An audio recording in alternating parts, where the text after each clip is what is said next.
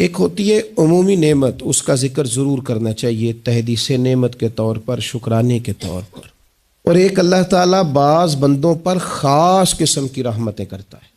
وہ جو خاص فضل ہے نا خدا کا، جو آپ کے پاس موجود ہے اور دوسروں کے پاس موجود نہیں ہے، اس کا ذکر نہ کرنا بہتر ہے۔ ایک چیز ایسی جو آپ کے پاس خدا کی خاص رحمت سے ہے، واللہ یختص برحمتہ من یشاء، اللہ تبارک و تعالیٰ بعض بندوں کو اپنی رحمت سے خاص کر لیتا ہے، اور آپ کے پاس ہے لیکن دوسروں کے پاس موجود نہیں ہے۔ اگر اب آپ اس کا بار بار اظہار کریں گے تو لازمی نتیجہ حسد ہوگا، اس کا دوسروں کے دل کے اندر تکلف پیدا ہوگا۔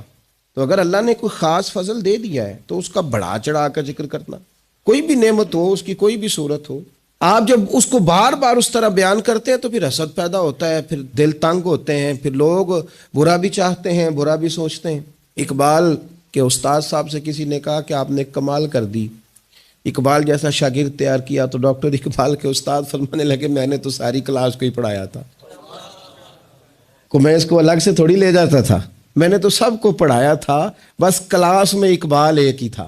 بعض اوقات بندہ ایک ہی ہوتا ہے، اسی ایک بندے پر کسی خاص انعام کا ہونا ہوتا ہے، لیکن اگر وہ خاص انعام آپ پر ہے تو اگر آپ اس طرح بیان کریں گے کہ دوسروں کی گردنیں جھکیں اور دوسرے خیال کریں۔ حضرت یوسف نے اپنے والد کو خواب سنایا ہے کہ میں نے خواب دیکھا ہے، انی رأیت احد عشر کوکبا والشمس والقمر رأیتهم لی ساجدین، میں نے دیکھا ہے کہ ستارے، سورج، چاند مجھے سجدہ کر رہے ہیں، ابا جی میں نے خواب دیکھا ہے۔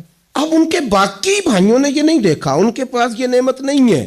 اب والد کیا کہتے ہیں؟ کہتے ہیں یا بنیا لا تقصص رؤیاک علی اخوتک، بیٹا یہ بات بھائیوں کو نہ بتانا۔ میں اپنے باپ کا یوسف تھا، اس لیے شاید سکون سے سو نہ سکا، بھائیوں سے ڈرتا رہا۔ لا تقصص رؤیاک علی اخوتک، بیٹا بھائیوں سے بات نہ کرنا، فیکیدوا لک کیدا، ایسا نہ ہو کہ وہ کوئی چال چلے، معاذ اللہ۔ کیوں چلیں گے وہ چال؟ ان الشیطان للانسان عدو مبین، اس لیے کہ شیطان آدمی کا کھلا دشمن ہے، ان کے دل میں بات ڈالے گا کہ تم بھی تو حضرت یعقوب کی اولاد ہی ہو، تمہارے پاس کیوں نہیں؟ اگر آپ کے پاس کوئی خاص نعمت ہے، نبی پاک صلی اللہ تعالی علیہ وسلم نے فرمایا کہ لوگوں سے چھپا کے نا اپنے مقاصد کی کامیابی پر مدد طلب کرو، چپ کر کے اللہ سے مدد طلب کرو اور مقاصد میں کام کرتے جاؤ، کیونکہ ہر نعمت والے پر حسد کیا جاتا ہے۔